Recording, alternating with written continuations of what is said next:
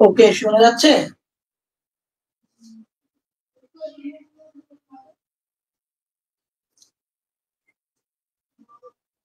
Hello,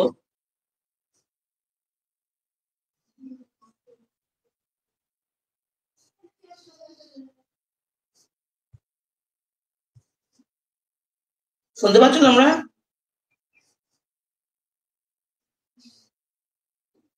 reply করো একটু।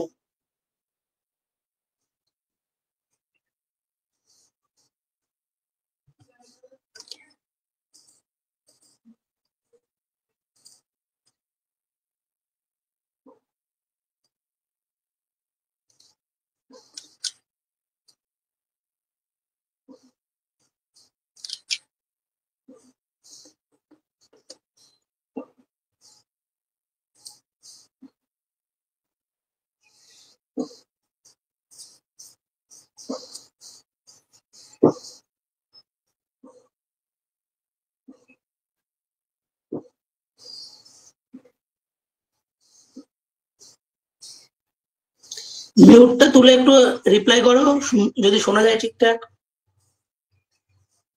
তাহলে স্টার্ট করবো।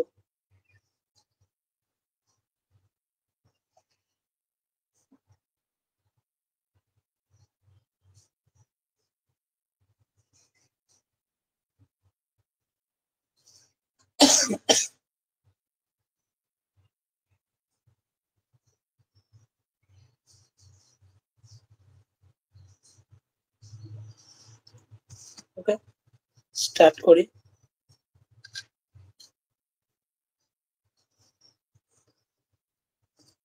তো আজকে যেটা আমরা আলোচনা করবো সেটা হচ্ছে ডিফারেন্ট টাইপস অফ কারিকুলাম। এটা ইউনিট 1 এ রয়েছে। তো ডিফারেন্ট টাইপস অফ কারিকুলাম বলার আগে যে জায়গাটা আমরা তুলে ধরবো বা যে জায়গাটা প্রেজেন্ট করব সেটা হলো যে কারিকুলাম। কারিকুলাম বলতে আমরা কি বুঝি সেই জায়গাটা আমরা প্রেজেন্ট করব। তো প্রথমে তোমাদের ইউনিটেই রয়েছে মিনিং অফ কারিকুলাম বা তোমার মিনিং, নেচার, স্কোপ এগুলো ছিল। তো আমি জাস্ট যেহেতু ডিফারেন্ট টাইপস অফ কারিকুলাম বলবো তাই কারিকুলামটা কি সেটা একটুখানি বলে দিই। শোনা যাচ্ছে তো তফিক? শোনা যাচ্ছে? এই যে শোনা যাচ্ছে। ঠিক আছে, তাহলে মিউট করে দাও, শুনে নাও। ওকে, তো the word of curriculum comes from the Latin word courier, অর্থাৎ কারিকুলাম শব্দটা এটি এসেছে ল্যাটিন শব্দ কুরিয়ার থেকে, যার অর্থ হলো which means to run or to run A course, অর্থাৎ যার অর্থ হলো একটা দৌড়ের পথ বা তোমার বলা হচ্ছে তোমার একটা লক্ষ্যে পৌঁছানোর উপায়। আমরা যদি কারিকুলাম বলি, কারিকুলামকে দৌড়ের পথের সাথে তুলনা করা হয়। কেন? কারণ দৌড়ের পথে যেমন আমরা একটা নির্দিষ্ট পথ ধরে আমার লক্ষ্যে পৌঁছাই বা আমরা আমাদের নির্দিষ্ট জায়গায় পৌঁছাই, একই রকম ভাবে আমাদের শিক্ষার যে লক্ষ্য সেই শিক্ষার লক্ষ্যে পৌঁছাতে যে ওয়েটা আমাকে সাহায্য করছে বা যে পথটা আমাকে সাহায্য করছে সেটাকে আমরা বলবো কারিকুলাম। তাই কারিকুলামকে টু রান বা টু রান এ কোর্স এর সাথে কম্পেয়ার করা হয় বা এর সাথে তুলনা করা হয়। That reflects the idea of a plan, the path of course of action that leads to the destination. অর্থাৎ আমাদের একটা নির্দিষ্ট লক্ষ্যে পৌঁছাতে আমরা যা যা করে থাকি, আমরা যা পরিকল্পনা করে থাকি, সমস্ত কিছুই হবে আমাদের কারিকুলামের অংশ। তো curriculum encompasses all the planned learning experience designed to help students to achieve specific educational goals.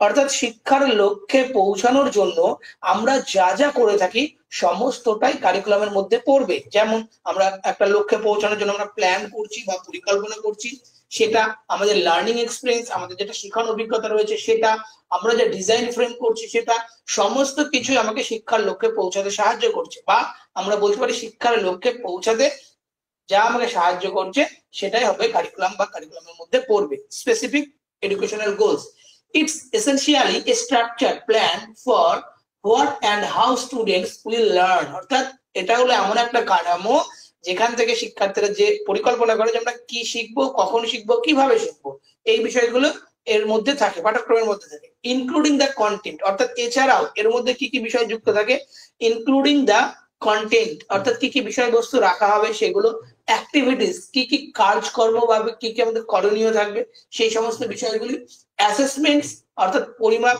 আমরা কিভাবে মূল্যায়ন করব সেই সমস্ত বিষয়গুলি পাঠ্যক্রমের মধ্যে পড়বে, and methods used in a course or program of study, এবং পড়ার ক্ষেত্রে আমরা কি মেথড ফলো করছি, কোন মেথডে আমরা সেই বিষয়টাকে শিখছি বা সেই বিষয়টাকে আয়ত্ত করছি। যেমন আমাদের এখন অনলাইনে ক্লাস চলছে, এটা একটা অনলাইন মেথড, টিচিং মেথড চলবে।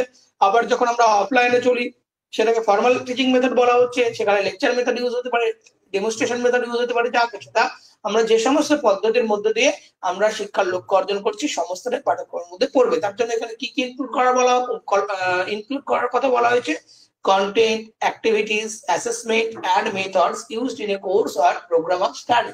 তো আমাদের এখানে আমরা জাস্ট কনসেপ্ট টুকু জানলাম, আমরা আলোচনা করব ডিফারেন্ট টাইপস অফ কারিকুলাম, অর্থাৎ পাঠ্যক্রমের কি শ্রেণী বিভাগ রয়েছে।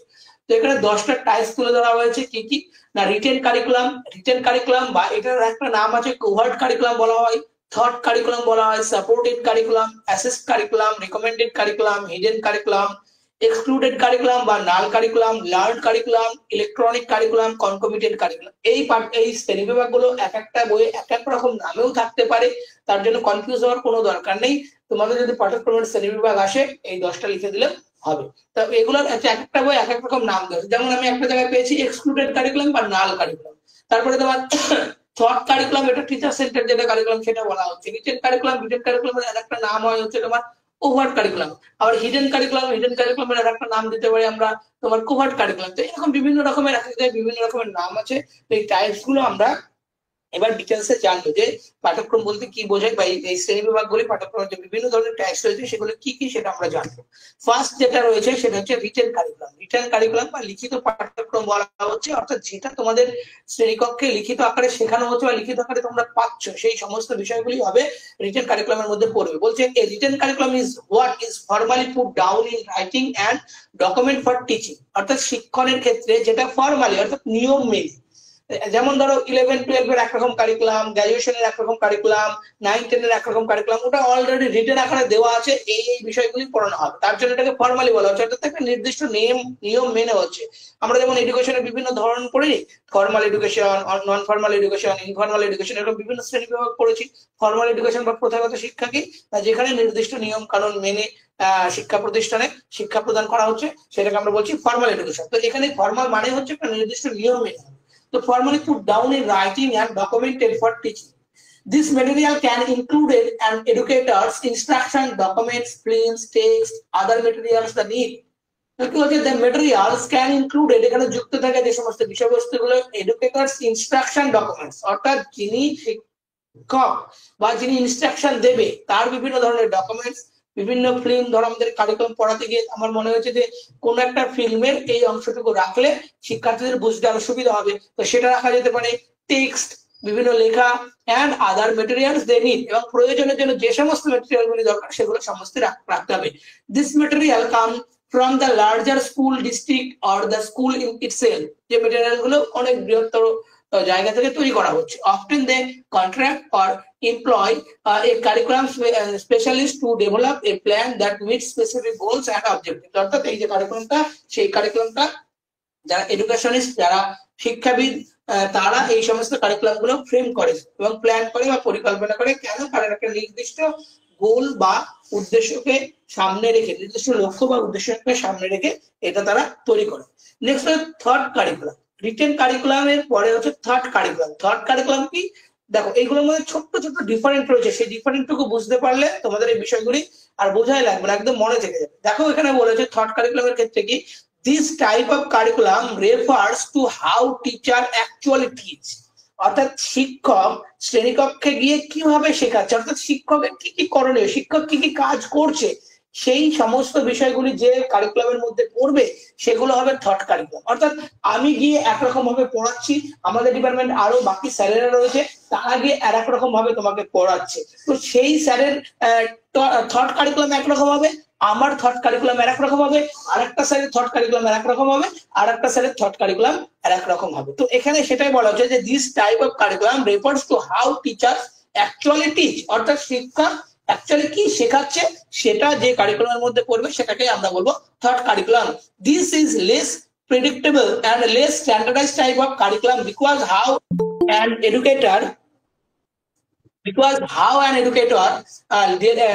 delivers material can vary from one to the next, অর্থাৎ এটা কম স্ট্যান্ডার্ডাইজড এবং কম প্রেডিক্টেবল। কেন কম স্ট্যান্ডার্ডাইজ কম প্রেডিক্টেবল? কারণ এটা টিচার শ্রেণীকক্ষকে তিনি নিজের মতো করে সেই বিষয়টাকে প্রেজেন্ট করছে শিক্ষার্থীদের সামনে। এখানে কোনো নির্দিষ্ট বাধা ধরা নিয়ম নেই। আমি পড়াতে গিয়ে আগে থেকে ডিসিশন নিয়ে যাইনি যে এটা পড়াতে গিয়ে আমি এই ধরনের এক্সাম্পল বা এই ধরনের উদাহরণ নিয়ে আসবো। আমি পড়াতে পড়াতে হঠাৎ করে মনে পড়ে গেল যে আমি এই উদাহরণটা এখানে দিতে পারি। এটা আগে থেকে কোনো রিটেন আকারে নেই, এটা আমার পড়াতে পড়াতে হঠাৎ করে মনে পড়ে যাচ্ছে এবং আমি উদাহরণটা দিচ্ছি। তার জন্য এটা বেশি ফ্লেক্সিবল এবং নট প্রেডিক্টেবল, লেস প্রেডিক্টেবল এবং লেস স্ট্যান্ডার্ডাইজড, অর্থাৎ এটা কম স্ট্যান্ডার্ডাইজড করা হচ্ছে। রিটেন কারিকুলাম সবসময় স্ট্যান্ডার্ডাইজড করা হয়। তারপরে বলছে curriculum because high educated delivers material can vary from one of the next. It can also change based on the types of tools a teacher has at their disposal. তাহলে it can also change based কেন বলা হচ্ছে? এটা আমি পরিবর্তন করতে পারবো, কারণ আমার প্রয়োজনে, আমার শিক্ষার্থীর প্রয়োজনে আমার যখন মনে হবে আমি সিচুয়েশনকে পরিবর্তন করতে পারবো। আমি এই বিষয়টাকে আমি বোর্ডে লিখে উপস্থাপন করতে পারি, বা এই বিষয়টাকে আমি লেকচার মেথডের মাধ্যমে উপস্থাপন করতে পারি, এই বিষয়টাকে আমি পাওয়ার পয়েন্ট প্রেজেন্টেশনের মাধ্যমে উপস্থাপন করতে পারি। তো সেরকম ভাবে মনে হবে আমি সেইভাবে সেটাকে কাজে লাগাতে পারবো, আমি আমার প্রয়োজন অনুযায়ী চেঞ্জ করতে পারবো। তার জন্য এটাকে বলতে ইট can also change best. This can included experiments, demonstration and other types of engagement through group work and hands-on activities. বলতে এই কারিকুলামের মধ্যে দিয়ে বিভিন্ন জিনিস আমরা এক্সপেরিমেন্ট করতে পারবো, ডেমনস্ট্রেট করতে পারবো। এছাড়াও শিক্ষার্থীদের এনগেজমেন্ট করার জন্য বিভিন্ন ধরনের হ্যান্ডস-অন অ্যাক্টিভিটিকে আমরা এখানে রাখতে পারবো। তো এটাকে বলা হচ্ছে থট কারিকুলাম। নেক্সট যেটা আছে সাপোর্টেড কারিকুলাম।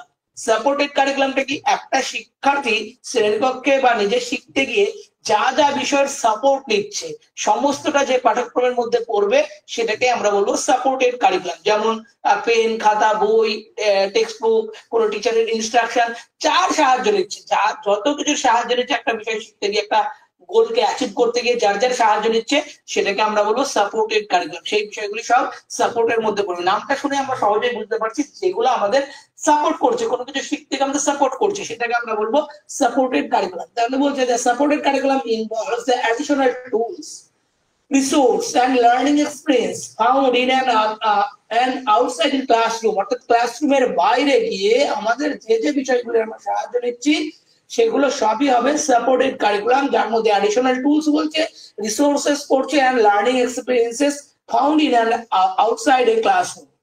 This include, এখানে কি কি বিষয় যুক্ত থাকছে? This include text books, field TRIPS, তারপরে তোমার field TRIPS, software technology, in additional to other innovative new techniques to engage students, teachers and other individuals involved with the course are also a component of the supported curriculum. তাহলে কি কি বিষয় আমরা supported নিয়ে থাকি দেখো এখানে পরিষ্কার ভাবে বলে দিচ্ছে।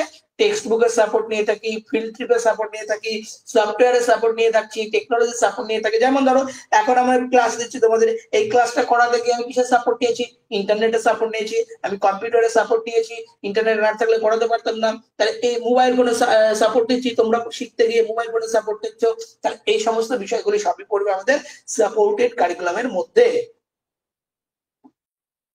নেক্সট যেটা আছে অ্যাসিস্ট কারিকুলাম। অ্যাসিস্ট বা এখানে হচ্ছে ইভালুয়েশন। আমরা যেভাবে ইভালুয়েশন করব সেটাকে বলা হচ্ছে তোমার বা মূল্যায়ন প্রক্রিয়ার যে সমস্ত বিষয়গুলি রয়েছে সমস্ত কিছু হচ্ছে তোমার এই কারিকুলামের মধ্যে পড়বে, অ্যাসিস্ট কারিকুলামের মধ্যে পড়বে।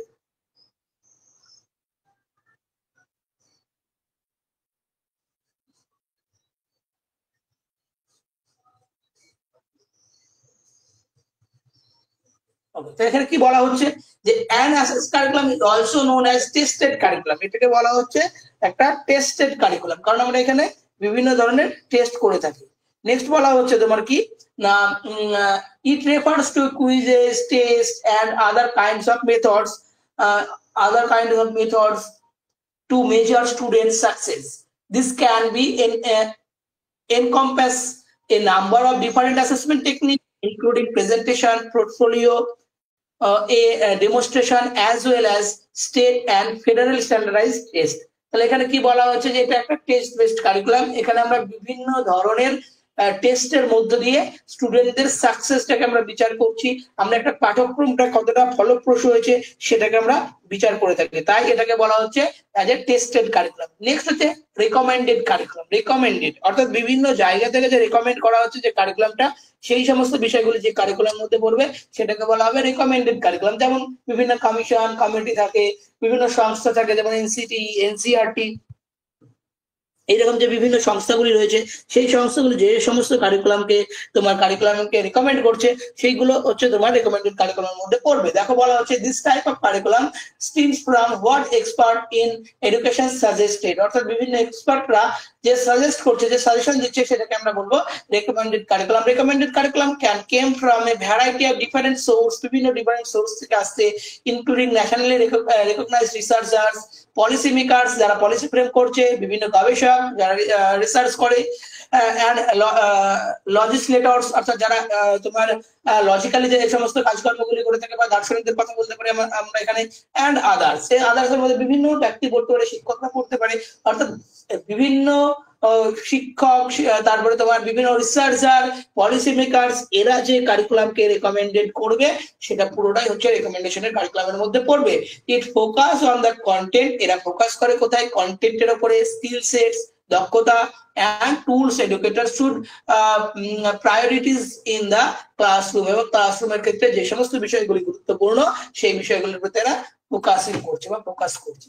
নেক্সট হচ্ছে হিডেন কারিকুলাম। হিডেন কারিকুলামটা খুব সুন্দর কারিকুলাম। হিডেন কারিকুলাম বলছে দেখো, a hidden curriculum is not plan. Hidden কারিকুলামের জন্য কোন রকমের আমরা প্ল্যান করি না, but it has a significant impact on what students learn, এবং কিন্তু এটা শিক্ষার ক্ষেত্রে একটা গুরুত্বপূর্ণ ভূমিকা নিয়ে থাকে। যেমন রিটেন কারিকুলামের ক্ষেত্রে আমরা প্ল্যান করে আমরা রিটেন কারিকুলাম করি, হিডেন কারিকুলামের ক্ষেত্রে কোনো প্ল্যান থাকে না, কিন্তু শিক্ষার্থীদের শেখার ক্ষেত্রে এটা একটা গুরুত্বপূর্ণ জায়গা জুড়ে রয়েছে। This types of curriculum is not always communicated or formally written down and includes implicit rules and unmentioned expectations and the norms and values of a culture. অর্থাৎ দেখো বলছে এই কারিকুলামটা এমন একটা কারিকুলাম যেটার কোনো রিটেন রূপ থাকে না, যেটা কোনো নিয়মে দেওয়া আছে এরকম ভাবে থাকবে না, এটা অটোমেটিক্যালি আসে, অর্থাৎ যেটা লুক্কায়িত অবস্থায় থাকছে, তার জন্য এই কারিকুলামটাকে হিডেন কারিকুলাম বলা হয়েছে। যেমন একটা সহজ সরল উদাহরণ দেয় অনেক সময় টিচাররা, যে একটা টিচার শ্রেণীকক্ষে আসছে, স্টুডেন্টটা উঠে দাঁড়াচ্ছে, এই যে এই রুলস এন্ড রেগুলেশন তো কোথাও লেখা নেই, বাট এটা আমরা শিখছি, এটাকে বলা হচ্ছে হিডেন কারিকুলাম। আরো আমরা উদাহরণ দিতে পারি, যেমন আমি পড়াতে আমি বিভিন্ন রকমের উদাহরণ দিচ্ছি, একটা সিনেমার কোনো পড়াতে গিয়ে কোনো সিনেমার উদাহরণ দিই, কোনো ঘটনার একটা উদাহরণ দিচ্ছি, তাহলে কোথাও তো লেখা নেই যে এই বিষয়টা পড়াতে গিয়ে আপনি এই উদাহরণটাই দেবেন, বা এই পড়াটা পড়াতে গিয়ে আপনি এই উদাহরণটাই দেবেন। যেমন হচ্ছে পেঁয়াজের থিওরি পড়াতে গিয়ে, যেমন তোমার ইগোসেন্ট্রিক থিঙ্কিং বলে একটা থিঙ্কিং রয়েছে, সেখানে পড়াতে গিয়ে অনেক সময় উদাহরণ দেওয়া হয় যে ইগোসেন্ট্রিক থিঙ্কিং বা আত্মকেন্দ্রিক চিন্তা।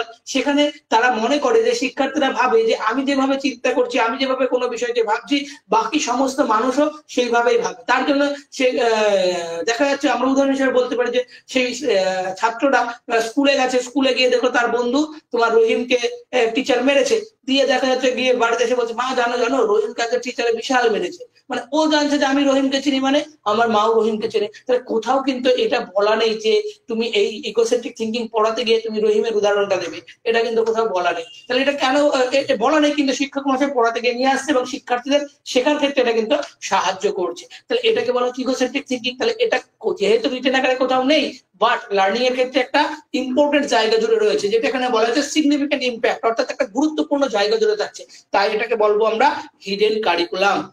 নেক্সট, এক্সক্লুডেড কারিকুলাম বা নাল কারিকুলাম। এটা অনেকে হিডেন কারিকুলামের সাথে গুলিয়ে ফেলে, এটা মাথায় রাখবে, হিডেন কারিকুলাম আলাদা, নাল কারিকুলাম বা এক্সক্লুডেড কারিকুলাম আলাদা। কোথায় আলাদা সেটাও বুঝে নেন। দেখো কিরকম ভাবে, this excluded curriculum is also known as A null curriculum. দেখো এখানে লিখে দিয়েছে যে excluded curriculum is also known as, অর্থাৎ এক্সক্লুডেড কারিকুলামকে আমরা অলরেডি নাল কারিকুলাম হিসেবে জানি।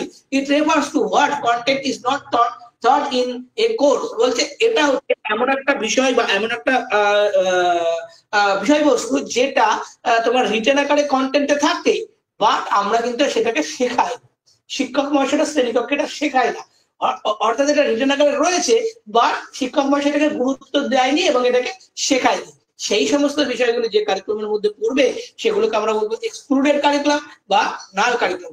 Often an educator or curriculum specialist believes that a certain skill or concept is less important, কম গুরুত্বপূর্ণ, or does not need, কোনো প্রয়োজন নেই to be covered, অর্থাৎ covert কারিকুলামের ক্ষেত্রে বা রিটেন কারিকুলামের ক্ষেত্রে যেটা আমাদের খুব একটা বেশি প্রয়োজন নেই সেই বিষয়গুলি যে পাঠ্যক্রমের মধ্যে পড়ছে সেটাকে আমরা বলছি নাল curriculum.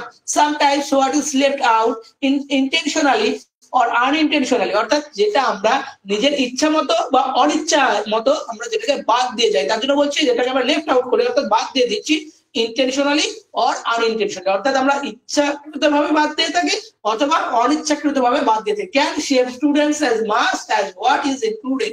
For example, students might not be taught about and among debate among experts in the field or not encouraged to think critically about a text.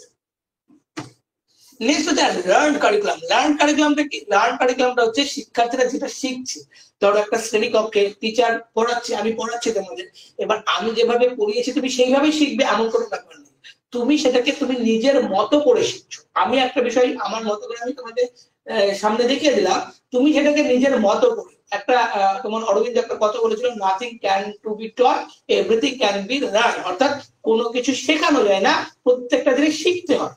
Everything is to be learn, অর্থাৎ প্রত্যেকটা জিনিস আমাদের শিখতে হয়। একই রকম ভাবে learn curriculum মানে শিক্ষার্থীরা যা যা শিখছে একটা বিষয় পড়তে গিয়ে সবটাই লার্ন কারিকুলামের মধ্যে পড়বে। বলছে learn curriculum refers to what students work away with from a course, একটা কোর্স কমপ্লিট করতে গিয়ে বা একটা কোর্স থেকে শিক্ষার্থীরা যা যা বিষয়গুলি শিখছে শিক্ষণ লাভ করছে সবটাই লার্ন কারিকুলামের মধ্যে পড়বে। This includes the subject matter and knowledge they learn from a course, বলছে একটা সাবজেক্ট ম্যাটার থেকে যে নলেজটা তারা শিখছে, but it can also include additional changes in attitude and emotional well-beings. Teachers need to shrink the gap between what I expect students to learn and what students actually to learn. এটা খুব সুন্দর, last লাইনটা খুব সুন্দর বলেছে, দেখো, teacher need to shrink the gap between what they expect students to learn, অর্থাৎ স্টুডেন্টরা কি আশা করছে সেটা শিক্ষক মহাশয় শেখাতে চাইছে, and what students actually to learn, অর্থাৎ স্টুডেন্টরা নিজেরা নিজে থেকে কি শিখছে এটাকে বলা হচ্ছে লার্ন কারিকুলাম। নেক্সট হচ্ছে যেটা আছে সেটা হচ্ছে ইলেকট্রনিক কারিকুলাম। ইলেকট্রনিক কারিকুলাম কি না, ইলেকট্রনিক কারিকুলাম বলা হচ্ছে electronic curriculum also known as a digital curriculum, অর্থাৎ এটাকে ডিজিটাল কারিকুলাম বলা হয়। কেন? Refers to the use of digital tools, যেখানে আমরা বিভিন্ন ডিজিটাল টুল ব্যবহার করে resource to facility teaching and learning, অর্থাৎ শিক্ষণের ক্ষেত্রে আমরা বিভিন্ন যে রিসোর্স বা ডিজিটাল টুল গুলো ব্যবহার করি সেই সমস্ত টুল গুলো যে কারিকুলামের মধ্যে পড়বে সেটাকে আমরা বলবো electronic curriculum. It encompasses a range of approaches from online courses, digital learning materials to the integration of technology in the classroom, এটাকে বলা হচ্ছে তোমার ইলেকট্রনিক কারিকুলাম। নেক্সট হচ্ছে কনকমিটেন্ট কারিকুলাম। কনকমিটেন্ট কারিকুলামটা কি? Concomitant curriculum also known as A unwritten curriculum or informal curriculum, অর্থাৎ concomitant curriculum হচ্ছে written curriculum নয়, এটা হচ্ছে অলিখিত পাঠ্যক্রম এবং ইনফর্মাল। ইনফর্মাল এডুকেশন কি? ইনফর্মাল এডুকেশন সম্পর্কে কারো ধারণা আছে? বলতে পারবে কেউ? দেখি বলো, ইনফর্মাল এডুকেশন শিক্ষা কাকে বলে? একটা হচ্ছে প্রথাগত, অপ্রথাগত, প্রথা বহির্ভূত বা অনিয়ন্ত্রিত শিক্ষা। ইনফর্মাল মানে হচ্ছে অনিয়ন্ত্রিত শিক্ষা। বল, কেউ পারবে বলতে?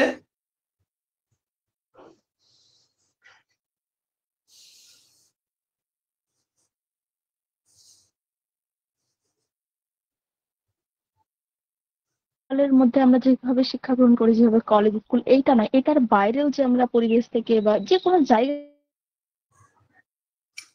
কোনো জায়গা থেকে সেটাকে তুমি বলছো ইনফর্মাল এডুকেশন, তাই তো?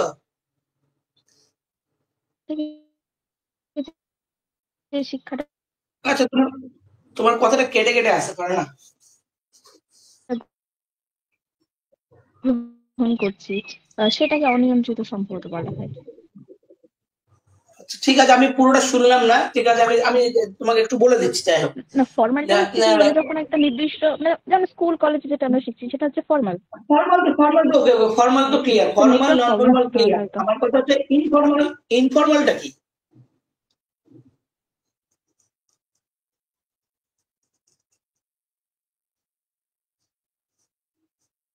যাই হোক নেটওয়ার্ক হয়তো প্রবলেম করছে। ইনফর্মাল মানে হচ্ছে যেটা আমরা অ্যাক্সিডেন্টালি শিখি বা হঠাৎ করে শিখি, যে শিক্ষাগুলো সেগুলোকে বলা হবে তোমার ইনফর্মাল এডুকেশন। যেমন রান্না করা, তুমি রান্না করা কোনো কিছু দেখে শিখছো না, বাড়িতে কেউ নেই, হঠাৎ করে ভাত চাপিয়ে দিলে একটা তরকারি যা কিছু করে বানিয়ে ফেলবে। এই যে যেগুলো হঠাৎ হঠাৎ করে শিখছি, ঝাড় দেওয়া, তোমাকে ধরে ধরে ঝাড় দেওয়া কেউ শেখায়নি, ঘর ঝাড় দেওয়া, তুমি হঠাৎ শিখে গেছো। তো এই সমস্ত বিষয়গুলিকে বলা হবে ইনফর্মাল এডুকেশন। মূলত ইনফর্মাল এডুকেশন ফ্যামিলিতে বেশি হয়ে থাকে ইনফর্মাল এডুকেশন। তো এখানে বলা হয়েছে কনকমিটেন্ট কারিকুলাম মানে হচ্ছে যেগুলো ইনফর্মাল বিষয়, সেই সমস্ত বিষয়গুলি যে কারিকুলামের মধ্যে পড়ছে সেটাকে বলা হবে concomitant curriculum. It refers to the lessons, values and experiences that students learn outside of the formal structure curriculum of a school or educational institution। অর্থাৎ ফর্মাল স্ট্রাকচারে যে স্কুলগুলি রয়েছে বা যে শিক্ষা প্রতিষ্ঠানগুলি রয়েছে এর বাইরে গিয়ে আনইনটেনশনালি আমরা যে বিষয়বস্তুগুলি শিখে যাচ্ছি, অনিচ্ছাকৃতভাবে শিখে যাচ্ছি, সেগুলোকে বলা হবে কনকমিটেন্ট কারিকুলাম, বা সেই বিষয়গুলি যে পাঠ্যক্রমের মধ্যে পড়ছে সেটাকে আমরা বলবো concomitant curriculum. This other curriculum is heavily influenced by the family, এরকম বলছো, family, community, societal factors that shape students life. সেগুলো আমাদের পরিবার, সমাজ, সম্প্রদায় থেকে আমরা শিখে থাকছি, যেটা স্টুডেন্টদের জীবনের ক্ষেত্রে একটা গুরুত্বপূর্ণ জায়গা জুড়ে থাকে। তাহলে এইটা ছিল কনকমিটেন্ট কারিকুলাম। তো আমরা 10 টাইপস অফ কারিকুলাম এখানে জানলাম: written curriculum, taught curriculum, supported curriculum, assist curriculum, recommended curriculum, hidden curriculum, excluded বা null curriculum, learn curriculum, electronic curriculum এবং কনকমিটেন্ট কারিকুলাম। কারোর কোনো প্রশ্ন থাকলে এই টাইপস এর মধ্যে থেকে বলো, করতে পারো।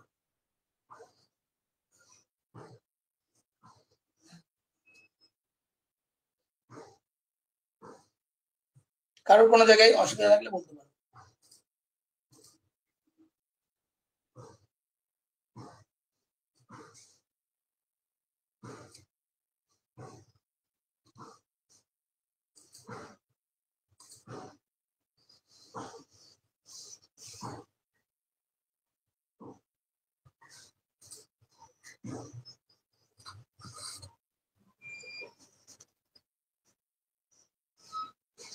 ওকে, কারোর কোনো অসুবিধা নেই এটা দেখে যা মনে হচ্ছে তোমাদের? তো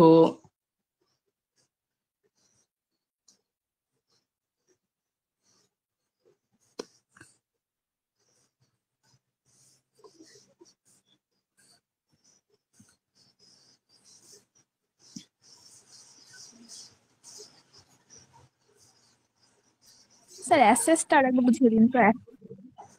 অ্যাসেসড কারিকুলাম মানে হচ্ছে যেটা আমরা মূল্যায়ন করার ক্ষেত্রে যে যে পদ্ধতিগুলো ইউজ করে থাকি মূল্যায়ন করার জন্য, সেটাকে আমরা বলবো অ্যাসেসড কারিকুলাম।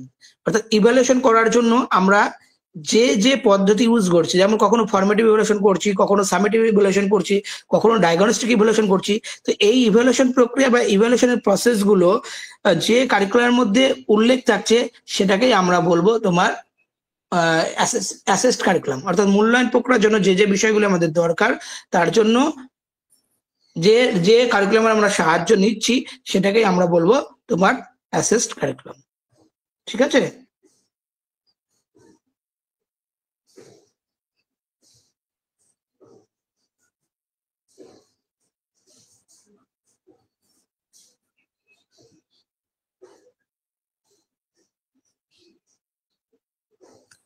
ঠিক আছে, তাহলে আজকে এটুকুই থাকছে। হ্যাঁ, এখানে শেষ করছি, আবার যেদিন ক্লাস সেদিন নিয়ে নেবো, বলে দেবো গ্রুপে। ঠিক আছে?